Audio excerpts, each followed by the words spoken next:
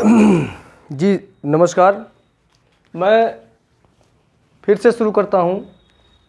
अभी तक आपने पृष्ठभूमि देखी थी, पृष्ठभूमि को अच्छी तरह से आप लोगों ने समझ लिया। अब हम बात करेंगे इसका गठन संविधान सभा का।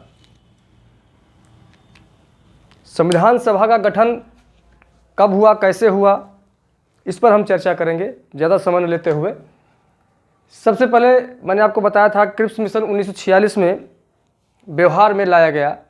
संविधान सभा यानी 42 में तो स्पष्ट स्वीकार किया गया था, लेकिन उसको व्यवहारिक रूप से लागू किया गया 1946 में।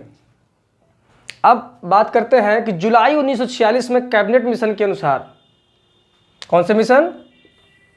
कैबिनेट मिशन के अनुसार संविधान सभा के लिए चुनाव कराए गए।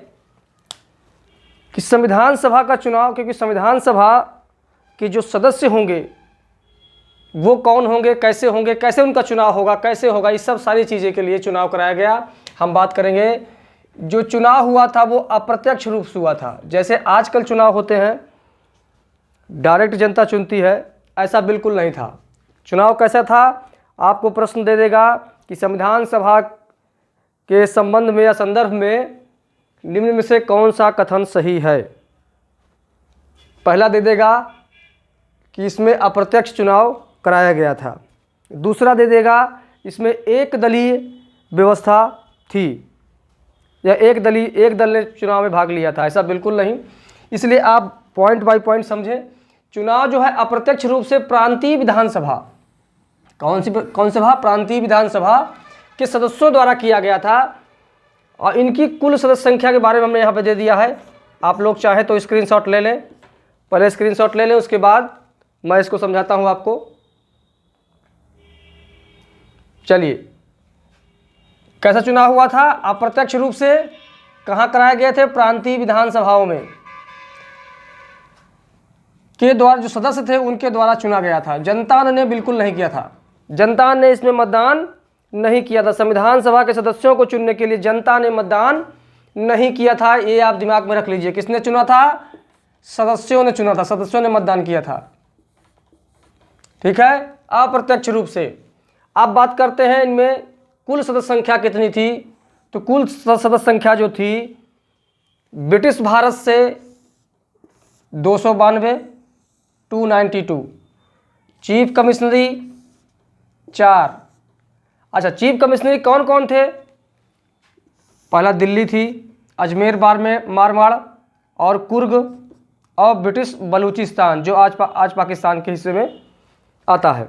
ये 4 चीफ कमिश्नर थे। कभी कभी पूछ देता है कि निम्नलिखित में से कौन सी चीफ कमिश्नरी थी या नहीं थी। तो ये 4 याद रखिए, दिल्ली, अजमेर मारवाड़, कुर्ग, ब्रिटिश बलूचिस्तान। ठीक है। और देसी जो रियासतें थीं वो 93। ठीक है। कुल जो सदस्य संख्या थी जो निर्धारित की गई थी 389। ये याद रखिए आप, 389 कुल थी, जिसमें 292 ब्रिटिश भारत से थी, चीफ कमिश्नरी से 4 थी, देसी रियासत से 93 थी। अच्छा, इसका जो चुनाव हुआ निर्धारित थी कितनी? 389, 389। और इसमें बहुदलीय निकाय थी। ये बहुत महत्वपूर्ण पॉइंट है, ये कथन में बहुत देता है बार बार, इसको आप जरूर देखें। बहुदलीय निकाय थी क्योंकि इसमें कांग्रेस पार्टी भी, मुस्लिम लीग भी, निर्दलीय भी थे और छोटी छोटी पार्टियां जो एक एक सीट मिली थी उनको, उस पर हम चर्चा करेंगे।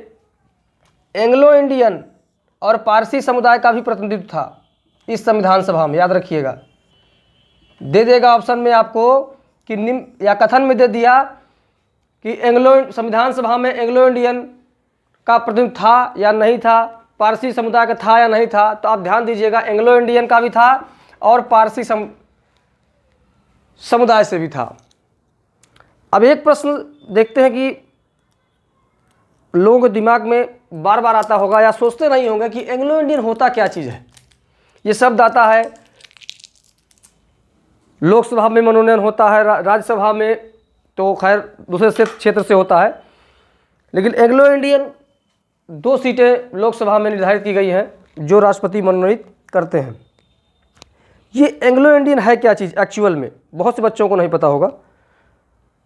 एंग्लो इंडियन में, क्योंकि भारत एक औपनिवेशिक देश था किसका, इंग्लैंड का,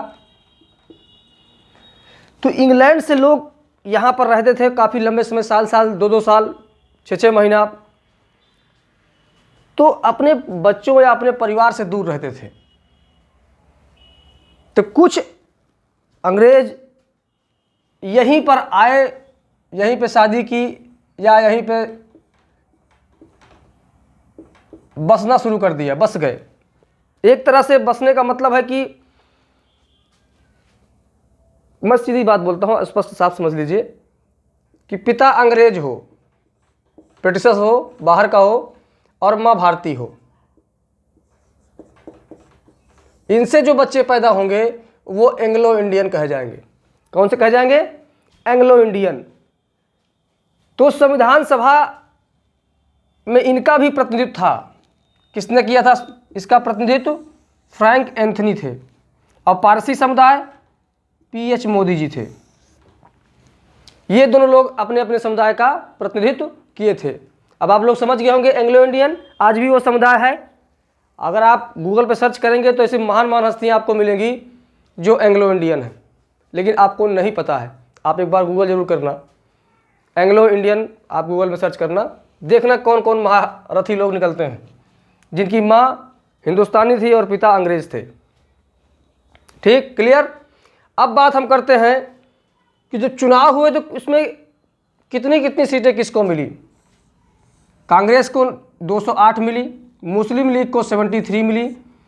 हालांकि मुस्लिम लीग ये उम्मीद रखते थे कि भारत के सभी मुसलमान उनको मतदान करेंगे, वोट देंगे, लेकिन ऐसा बिल्कुल नहीं हुआ।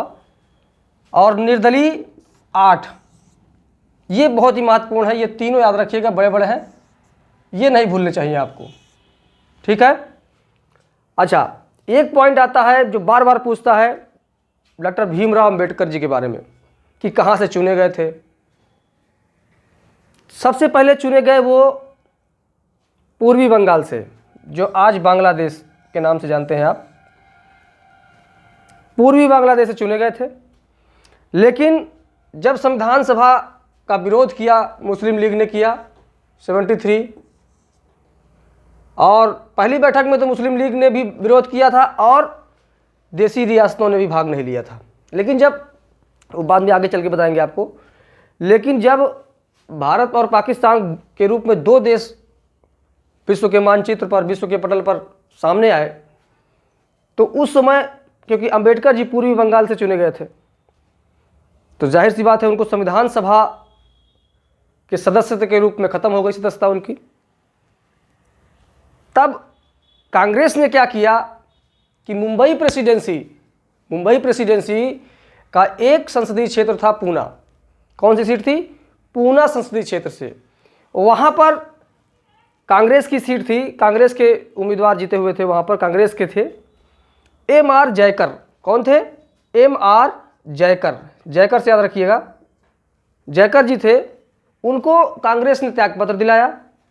त्यागपत्र दिलाने के बाद अंबेडकर जी को उस सीट पर उपचुनाव करवा करके वहाँ से निर्वाचित किया। तो कहाँ से निर्वाचित किया? उपचुनाव के रूप में पूना संसदीय सीट। 2 प्रश्न बनते हैं यहाँ पर। पूना संसदीय सीट किस प्रेसिडेंसी के अंतर्गत थी? मुंबई से थी। मुंबई प्रेसिडेंसी की एक सीट थी। और सेकंड पॉइंट बनता है कि अंबेडकर जी कहाँ से उपचुनाव पे निर्वाचित हुए? आपके पूना से। अंबेडकर जी सर्वप्रथम